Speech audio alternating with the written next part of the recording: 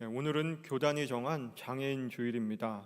매년 4월 셋째 주일을 장애인 주일로 지키는데요. 올해는 셋째 주일이 부활 주일이 되면서 넷째 주일인 오늘 장애인 주일로 지키게 되었습니다. 특별히 서울교회는 사랑부라는 장애인 공동체를 품고 있고요. 이 사랑부가 서울교회를 특별하게 해주는 것 같습니다. 왜냐하면 사랑부를 품은 서울교회는 공동체가 어떠해야 하는지 진정한 공동체의 모습을 보여주고 있기 때문이죠.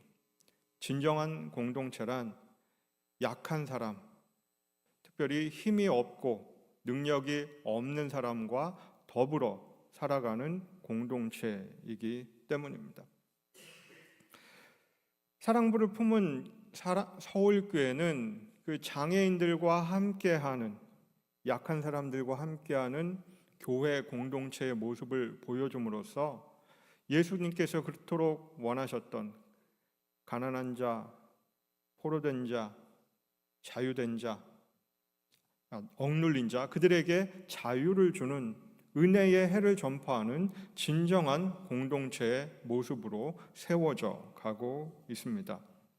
우리가 장애인주의를 지키는 이유는 세 가지로 요약할 수 있을 것 같습니다. 첫째는 우리 사회 안에서 함께 살아가고 함께 신앙생활하는 장애인들이 우리와 함께 한다고 하는 그 공동체성을 보여주는 것이고요. 둘째는 장애인들도 하나님의 형상을 따라 지음받은 고귀한 존재라는 것을 우리가 확인하기 위해서일 겁니다. 하나를 더한다면 교회 안에 사랑의 공동체를 실천하기 위해서라고 할 수 있습니다. 이처럼 오늘 우리가 장애인 주일을 맞이하여 발달 장애인 공동체인 사랑부와 함께 주일 오후 찬양 예배를 드리는 것은 서울교회가 가지고 있는 특별한 모습이라고 할 수 있겠습니다. 오늘 본문 말씀 마가복음 2장에도 한 장애인이 등장합니다. 중풍병으로 인해 꼼짝할 수 없었던 장애인이었죠. 예수님께서 가버나움 계실 때에 한 중풍병자를 4명이 메고 와서 예수님께 고침을 받은 이야기가 마가복음 2장에 기록되어 있습니다. 예수님이 가버나움 계실 때에 사람들이 예수님의 소문을 듣고 몰려들기 시작했습니다. 어떤 사람은 병 고침을 받기 위해서, 어떤 사람은 귀신을 쫓아내기 위해서, 또 다른 사람은 자신이 필요한 것을 예수님께로부터 얻기 위해서 예수님께로 모여들었던 것이죠. 이미 사람들이 꽉 차서 그 중풍병자를 메고 온 4사람은 예수님께 가까이 나아갈 수 없었습니다. 그럼에도 불구하고 그들은 왔던 길로 되돌아가거나 망설이지 않았고요. 문 반대쪽에 있는 지붕으로 올라가는 계단을 통해서 지붕 위에 올라간 후 지붕을 뜯기 시작했습니다. 오늘날 우리가 살고 있는 집 구조로는 도저히 이해가 안 되는 장면이죠. 어떻게 지붕에 올라가서 그것도 손으로 지붕을 뜯었을까요? 당시 팔레스타인의 가옥 구조는 우리와는 달랐습니다. 단층으로 되어 있는 집이었고요. 지붕은 지피나 그리고 갈대, 진흙을 섞어서 만든 그런 얇은 벽이었습니다. 그래서 사람들이 손쉽게 손으로 뜯어낼 수 있는 구조를 가지고 있었죠. 이렇게 지붕을 뜯고 중풍병자를 달아내렸을 때 예수님께서는 그들의 믿음을 보시고 그 중풍병자를 고쳐주셨습니다. 예수님께서 그들의 믿음을 보시고 중풍병자를 고쳐주셨다 하는 그 말씀을 오늘 우리가 3가지 중심 메시지를 통해서 살펴보려고 합니다. 첫째는 사랑은 자존심보다 관계를 선택한다 하는 메시지입니다. 예수님이 가시는 곳마다 사람들이 몰려들었는데요. 가버나움, 곧 초기 공생의 사역을 하시던 곳도 예외는 아니었습니다. 사람들이 예수님을 찾을 때에 자신이 필요로 하는 것을 예수님께서 주실 것이라는 확신이 있었기 때문에 많은 사람들이 모여 드렸던 것이죠. 그 많은 사람들 가운데는 한 중풍병자를 들것에 싣고 온 네 사람이 있었습니다. 그들이 중풍병자와 어떤 관계였는지 성경은 자세하게 말하고 있지는 않습니다. 아마 주일학교 때 이 이야기를 들으셨던 분들은 내 친구라고 알고 계실 텐데요. 성경을 자세히 봐도 그 어디에도 친구라는 단어는 없더라고요. 어쩌면 그 네 사람이 그 중풍병자의 친구였는지 모릅니다. 또 어쩌면 가족이었는지도 모르죠. 친구였을 수도 있고 가족이었을 수도 있고 또 믿음의 동역자였을 수도 있습니다. 어떤 의미에서는 그가 속한 신앙 공동체의 일원이었는지도 모르겠습니다. 왜냐하면 진정한 공동체란 소외된 사람이 없이 가장 약한 자를 먼저 품는 그런 곳이기 때문입니다. 그러나 문제는 예수님이 계신 그 집에 들어갈 수가 없었다고 하는 것이죠. 네 사람은 포기하지 않았습니다. 돌아가지도 머뭇거리지도 않았습니다. 지붕을 뜯었다고 말씀드린 것처럼 그 사람들은 용기 있게 행동했습니다. 왜 그랬을까요? 남이 살고 있는 집, 다른 사람의 일상의 공간을 허물어뜨리면서까지 그 사람들은 절박한 마음을 가지고 있었기 때문이죠. 사랑이 자존심보다 관계를 앞세우게 만들었기 때문입니다. 그들의 손은 더럽혀졌고요. 그들의 선택으로 인해서 많은 사람들이 수군거렸을 겁니다. 따가운 눈총을 받았을 수도 있죠. 하지만 그 순간 그들에게 중요한 것은 체면도 규칙도 아니었습니다. 그들에게는 오직 중풍병자 한 사람을 예수님과 만날 수 있도록 해야 하겠다는 생각밖에 없었던 것이죠. 그들은 중풍병자 한 사람을 위해 지붕을 뜯었고요. 그 행위는 누군가의 공간을 허물어뜨린 것일 수도 있습니다. 그러나 그들의 행위는 누군가의 일상의 공간을 무너뜨렸다기보다는 하나님의 은혜의 통로를 개척한 것이고요. 자기 자존심을 뚫었다고 말할 수 있는 것이죠. 믿음은 때로 울타리를 허물고 틀을 깨고 무엇인가를 뜯어내는 대담함 속에서 피어납니다. 그리고 그 대담함은 언제나 사랑에서 비롯되는 것이죠. 자존심은 종종 우리에게 속삭입니다. 내가 왜 이 일까지 해야 되지? 이렇게까지 안 해도 되잖아. 이렇게까지 한다고 월급을 더 주는 것도 아닌데 이 정도 했으면 됐잖아. 굳이 나설 필요 없잖아. 이런 목소리들 계속 우리 귀에 들려옵니다. 자존심이 하는 말들이죠. 하지만 사랑은 다른 질문을 던집니다. 이 일이 아니면 누가 책임감을 가지고 이 일을 할 수 있지? 내가 아니면 누가 이 사람에게 이웃이 되어줄 수 있지? 내가 아니면 누가 사랑을 베풀 수 있지? 이런 질문을 던지게 됩니다. 이 질문은 선한 사마리아인 비유에 나오는 그 주인공 선한 사마리아인이 스스로에게 했던 질문이기도 할 겁니다. 그 네 사람은 중풍병자의 고통을 자신의 고통으로 여겼습니다. 그들이 들었던 것은 들 것이 아니라 중풍병자가 아니라 사랑 그 자체였던 것이죠. 그들이 뚫은 것은 지붕이 아니라 자존심이었고 하나님의 은혜의 통로였습니다. 그들이 선택한 것은 체면이 아니라 관계였습니다. 사랑은 자존심보다 관계를 선택하기 때문이죠. 두 번째는 믿음은 함께 하는 것이라고 하는 메시지입니다. 예수님께서 중풍병자에게 하신 첫 마디는 의외였습니다. 얘야, 내 죄 사함을 받았느니라. 병을 고쳐러 온 사람한테, 그러니까 중풍병자에게 병을 고쳐주겠다고 선포하신 것이 아니라 죄를 사하신다는 선언이 먼저였다는 거예요. 그런데 그 선언의 출발점은 중풍병자의 믿음이 아니었고요, 네 사람의 믿음이었습니다. 마가복음 2장 5절은 이렇게 분명히 말합니다. 예수께서 그들의 믿음을 보시고, 중풍병자 자신이 어떤 말을 했다거나 믿음의 고백을 했다는 말은 전혀 없습니다. 예수님께서는 중풍병자의 믿음이 아니라 그와 함께 온 네 사람의 믿음을 보시고 중풍병자의 죄를 없이 하셨을 뿐만 아니라 병을 고쳐주셨다고 오늘 본문은 우리에게 전하고 있습니다.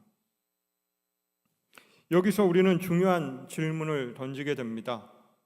믿음의 주체가 누구였을까요? 중풍병자입니까? 아니면 네 사람입니까?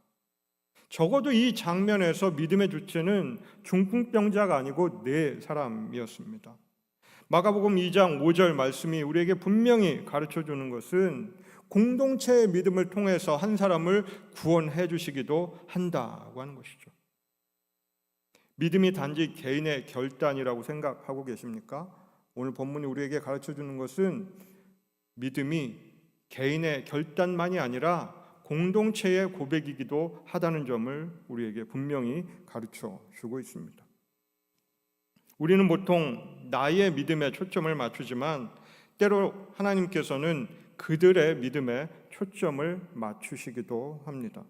그들의 믿음을 통해 한 사람을 치유하시고 죄를 없이 해 주시기도 한다는 것이죠. 이것은 우리가 유아들에게 세례를 베푸는 신학적 근거이기도 합니다. 스스로 믿음의 고백을 할 수 없는 그 아이들을 우리 공동체 구성원으로 받아들이는 이유는 공동체의 믿음이 중요하다는 것을 우리 스스로 인정하고 있기 때문이죠. 스스로 고백할 수 없는 자를 위해 공동체가 믿음을 대신 고백하고 그 고백 안에서 흘러 들어가게 하는 것, 이것이 공동체의 역할입니다. 이 네 사람은 단지 병자를 데리고 온 것이 아닙니다. 그들은 그 중풍병자와 함께 했고, 함께 믿었고, 함께 믿음의 여정을 걸었습니다. 혼자서는 감당할 수 없었던 삶의 무게를 나누어 줬고요, 그 믿음을 행동으로 실천했습니다. 믿음은 말로만 머물 수 없는 것이죠. 함께하던 믿음의 행동을 통해서 표현되는 것이 믿음입니다. 믿음은 함께 있고, 함께 걷고, 말씀을 함께 듣고, 함께 장벽을 허무는 것입니다. 그것이 공동체적 신앙이라고 할 수 있는 것이죠. 예수님은 그들의 공동체적 신앙을 보시고 중풍병자를 고쳐주셨던 것입니다. 오늘날에도 우리 공동체 안에는 들것에 실려와야 하는 이들이 있습니다. 혼자서는 걸을 수 없고, 혼자서는 교회에 나올 수 없고, 스스로의 발걸음을 옮길 힘조차 없는 사람들이 있습니다. 그들에게 필요한 것은 너 대신 내가 기도해 줄게, 기도할 힘이 없을 때 너를 떠올리면서 예배 자리에 함께 있어 줄게 하는 믿음의 고백일 겁니다. 예배를 드릴 수 없을 때 손 잡아주고, 교회로 이끌어주고, 절망에 눌려있을 때 소망을 대신 붙들어주는 것, 그것이 바로 그들의 믿음, 공동체의 믿음입니다. 그리고 주님은 그 믿음을 보고 계십니다. 또한 우리는 종종 믿음을 교리에 대한 지적인 동의라고 생각하기도 합니다. 하지만 만약 믿음이 단지 교리에 대한 지적인 동의라고 생각한다면 우리 사랑부 친구들은, 발달 장애가 있는 사람들은 그 교리 하나하나를 이해하고 받아들일 수가 없다는 점에서 믿음 생활을 할 수 없는 것이 되어버리죠. 따라서 우리는 이제부터 생각을 바꿔야 합니다. 믿음은 교리에 대한 지적인 동의가 아니라 하나님의 사랑을 온몸으로 받아들이고 느끼는 것이라고 생각해야 한다는 것이죠. 머리로는 교리를 이해하지만 마음으로는 하나님의 사랑을 거부하는 사람들이 얼마나 많이 있습니까? 우리는 그런 사람들을 종교학자라고 합니다. 우리가 속한 공동체에도 지금 이 순간 누군가의 믿음이 필요한 사람들이 있습니다. 그들이 예수님께 나아갈 수 없을 때 우리가 그들의 내 사람이 되어서 그들과 함께 예수님 앞으로 나가는 그런 믿음의 행동 보이시기를 하나님께서는 원하십니다. 그리고 그 믿음이 기적을 만들어 갑니다. 세 번째로, 마지막으로, 치유는 가장 깊은 곳에서 시작된다는 메시지입니다. 예수님께서 중풍병자에게 하신 첫 말씀은 얘야, 내 죄 사함을 받았느니라 하는 말씀입니다. 많은 이들이 그 순간 의아했을 것입니다. 지금 이 사람에게 필요한 것은 병의 치유일 텐데 왜 예수님께서는 죄 사함을 말씀하시지? 하지만 예수님의 시선은 겉으로 드러난 병보다 훨씬 더 깊은 곳에 있는 마음의 상처를 보셨습니다. 예수님은 우리의 외면보다 내면을 먼저 고치시고 몸보다 죄로 물든 마음과 영혼을 먼저 고치시기를 원하셨던 것이죠. 이 중풍병자가 얼마나 오랫동안 움직일 수 없었는지는 알 수 없지만 그가 병상에 누웠던 그 시점부터 사회적으로 철저히 고립되었다라고 하는 점은 충분히 짐작해 볼 수 있습니다. 그는 사회적 기능을 상실한 채 살아가야 했었을 거고요. 어쩌면 당시 유대인들이 생각했던 것처럼 내 죄 때문에 혹은 내 부모의 죄 때문에 내가 중풍병에 걸렸는지도 모른다고 꼼짝할 수 없이 병상에 누워있는 처지가 되었는지도 모른다고 스스로를 자책했거나 죄책감에 눌려 살았는지도 모릅니다. 예수님께서는 바로 그 내면의 상처와 수치심을 보셨기 때문에 그를 보자마자 내 죄사함을 받았느니라 하고 선포하신 것이죠.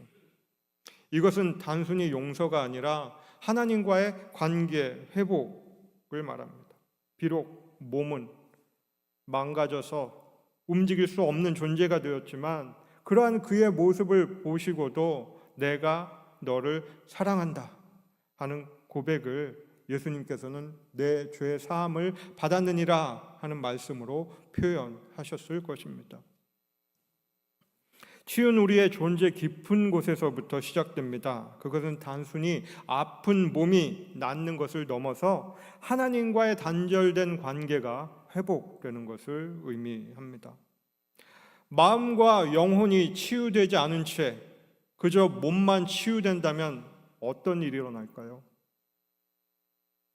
오히려 그 건강한 몸으로 더 큰 죄를 질 수도 있지 않겠습니까? 우리는 흔히 보이는 병에 집중하지만 예수님께서는 보이지 않는 상처에 집중하시면서 우리의 죄로 물든 마음을, 영혼을 먼저 치유해 주셨습니다. 서기관들은 이 말씀을 듣고 마음속으로 수근거립니다. 이 사람이 어찌 이렇게 말하는가? 신성모독이다. 예수님께서는 그들의 생각을 아시고 이렇게 물으십니다.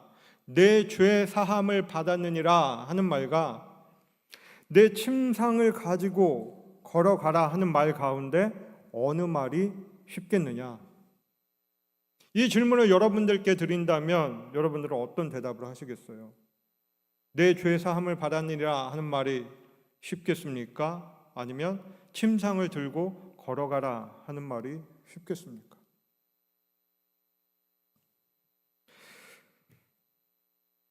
꼭 일어나 걸어가라 하는 말이 더 쉽다고 생각하시는 분 계세요? 그렇지 않습니다. 왜냐하면요, 말을 하고 나면 그 말의 결과가 눈에 보여야 하는데 만약 예수님께서 내 상을 들고 일어나라고 말씀하셨는데 아무 일도 일어나지 않는다면 예수님의 말은 헛말, 거짓말, 쓸데없는 말이 될 수도 있지 않았겠습니까? 무언가 눈으로 보이지 않는 그런 눈에 보이지 않는 결과를 가져올 수도 있는 말이라면 내 죄 사함을 받았느니라 하고 말하는 게 더 쉽지 않을까요? 사람들의 입장에서는 그렇습니다. 아마 제가 이런 질문을 받았다면 당연히 내 죄 사함을 받았느니라 하는 말이 쉽겠죠. 왜냐하면 죄 사함은 눈에 보이는 것이 아니니까. 그런데 예수님의 경우에는 반대였습니다. 예수님께서는 죄 사함을 할 수 있는 권한을 가지고 있다는 것을 사람들에게 보여주시려 했기 때문입니다. 이 말씀을 하지 않으셨으면 바리새인과 서기관들이 시비 걸 일도 없었을 것이기 때문입니다. 죄사함의 선언은 단순한 말이 아니라 하나님의 이름으로 선포되는 구원의 약속이기 때문에 쉽게 할 수 있는 말이 아니라고 하는 것이죠. 이 말씀은 사람의 심령을 살리고 하나님과의 단절된 관계를 회복시키고 영혼의 깊은 곳에 있는 생명을 살려내는 그러한 선포였습니다. 그리고 예수님께서는 그 말씀을 보이는 기적으로 증명하십니다. 내가 네게 이르노니 일어나 내 상을 가지고 집으로 가라. 예수님께서 보여주신 것처럼 죄 사함의 은혜는 언제나 그렇게 육체의 치유를 동반합니다. 온전한 영혼으로, 온전한 마음으로 주님 앞에 섰을 때 그 건강해진 몸으로 다시는 죄를 짓지 않을 수 있기 때문이죠.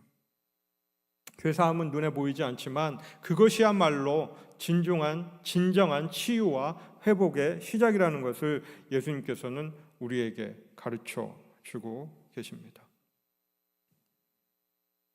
오늘 우리는 마가복음 2장에 기록된 중풍병자의 이야기에서 놀라운 치유 사건을 보았습니다. 그러나 예수님께서는 그보다 먼저 죄 사함을 선포하신 것을 확인했죠.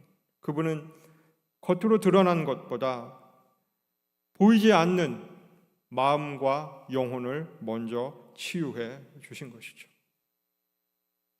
우리가 살펴봤던 세 가지 메시지, 사랑은 자존심보다 관계를 선택하고, 믿음은 혼자가 아니라 함께하고, 진정한 치유는 가장 깊은 곳에서 시작된다는 마가복음의 말씀이 오늘 저와 여러분들에게 들려주시는 하나님의 말씀이 되어서 이러한 마음을 가지고 주변의 장애인들, 특별히 서울교회 안에 있는 사랑부 친구들과 사랑의 교제를 나누는 저와 여러분 되기를 소망합니다.